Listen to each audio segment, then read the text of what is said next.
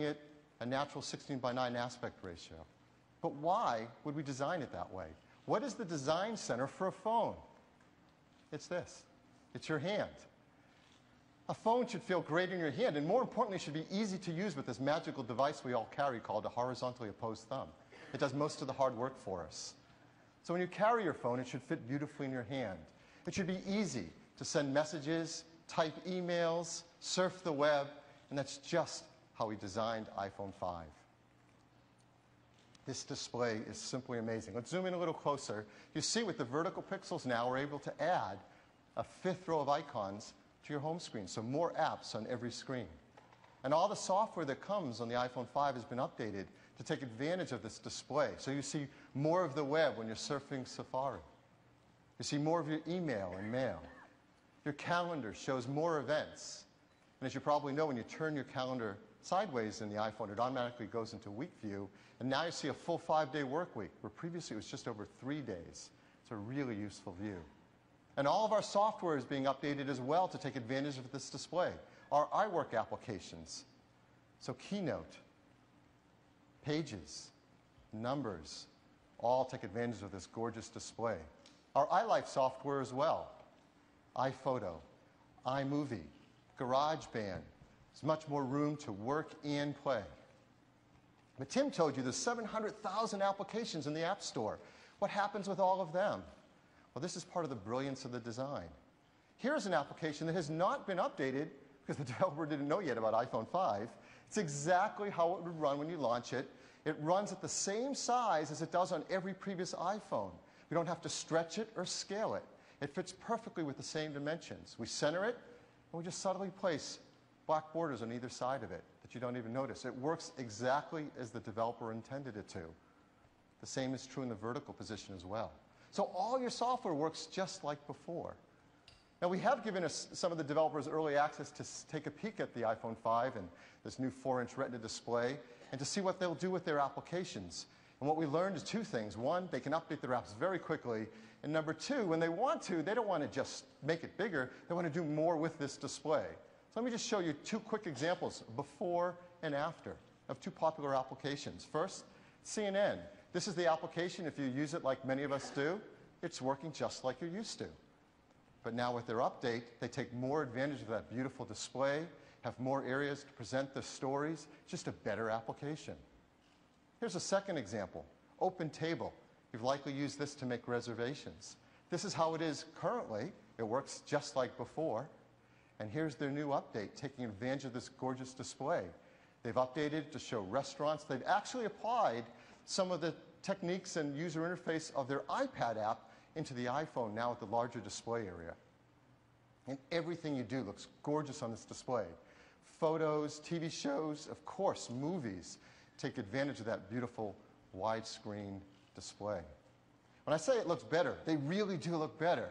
This display has 44% more color saturation than the iPhone 4S display. And if you know about this stuff, this takes us to full sRGB color specification. So this is the most accurate display in the industry. And the engineering team went much further than that. They did some breakthrough work and have integrated the touch sensors right into the display itself. Others put a layer called an ITO layer on top. By doing this, we make it 30% thinner than the previous display, and we remove a layer, making the image sharper, having less glare and sunlight. This truly is the world's most advanced display. And we couldn't be prouder of it. And that's the first feature in the new iPhone 5.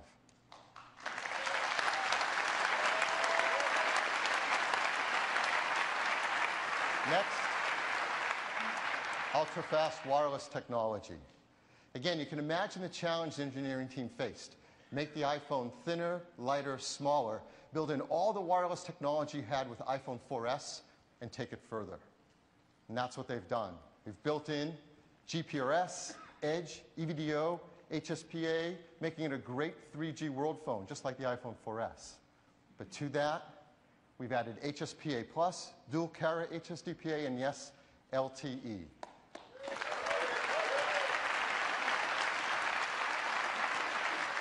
So LTE gives you a theoretical maximum downlink of up to 100 megabits per second, and it just screams. So how do they do this? This took a lot of incredibly advanced engineering. There's now a single chip, baseband chip for voice and data, and a single radio chip as well. This saves a great deal of space.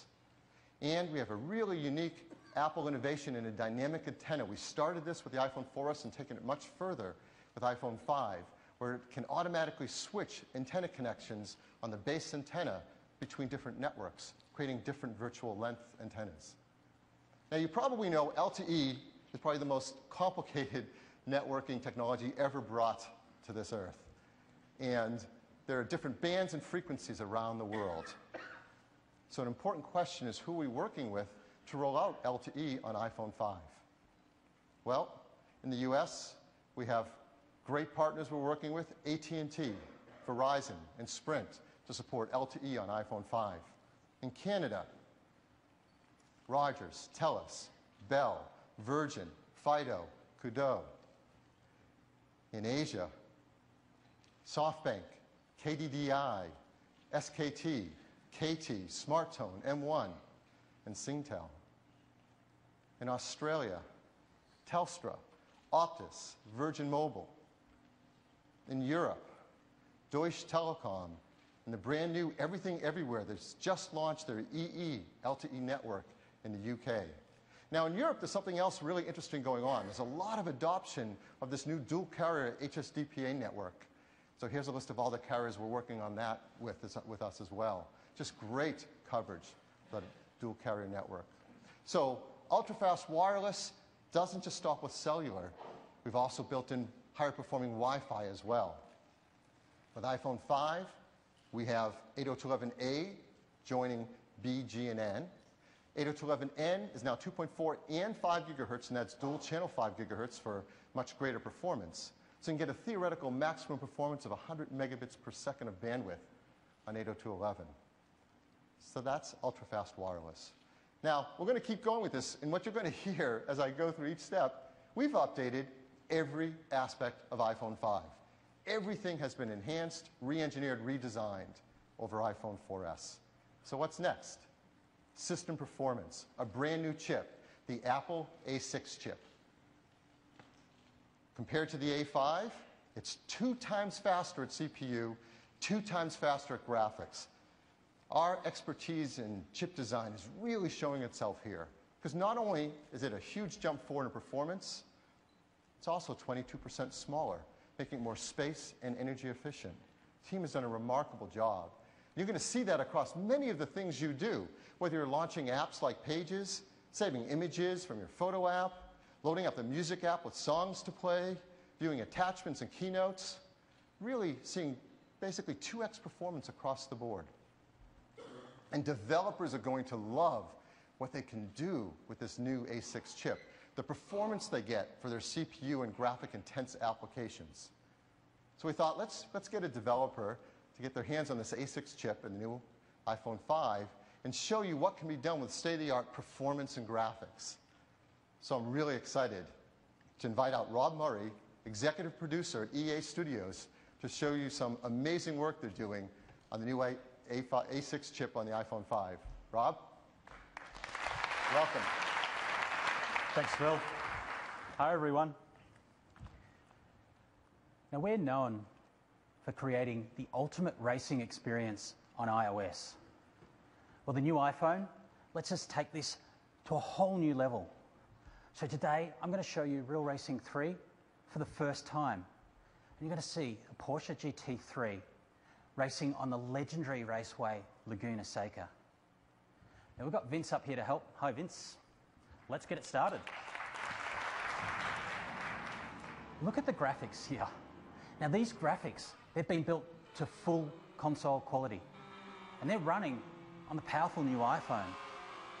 I mean, all this is running in the palm of your hands. It's incredible. Now, have a look down the side of this Porsche. See the reflections? You see the car and the track reflecting dynamically in the bodywork.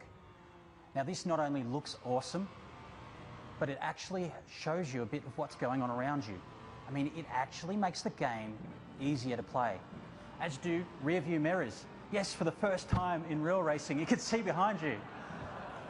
It's great.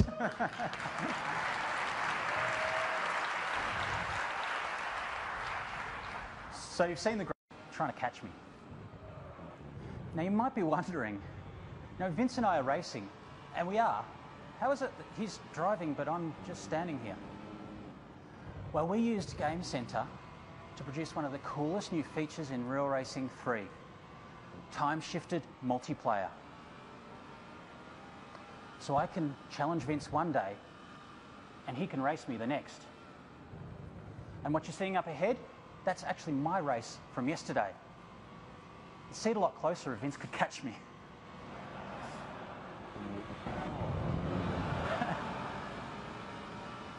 Nice one, Vince. So this is not just a ghost, because you saw Vince bump me. He can fully interact with this vehicle. He can jostle for race position, and he can actually affect my final time in the race. Now this is something we have never seen done before. And this is Real Racing 3 for the powerful new iPhone. Real tracks, real cars, real people you can play against anytime you like.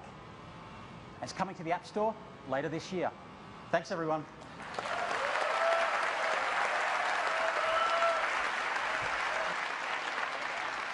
If you're a fan of the Real Racing app like I am, you know that it is truly state-of-the-art in the physics and the realism it brings. And now to marry that with console-quality graphics is unheard of and unseen before. Truly epitomizes what can be done in the palm of your hand with that A6 chip. So we've got an A6 chip, we've got LTE networking, we've got a larger 4-inch Retina display. You can imagine the challenge the team faced now of trying to even match the battery life the iPhone 4S has in a thinner and lighter design. And we're really proud because what they've done is not only match, but exceed the battery life of the iPhone 4S. So 8 hours of 3G talk time and 3G browsing, 8 hours of LTE browsing, 10 hours of Wi-Fi browsing, 10 hours of video playback, 40 hours of music playback, 225 hours of standby time. Incredible battery life in the world's thinnest smartphone. Next, the camera. Another area we've done a tremendous amount of engineering in.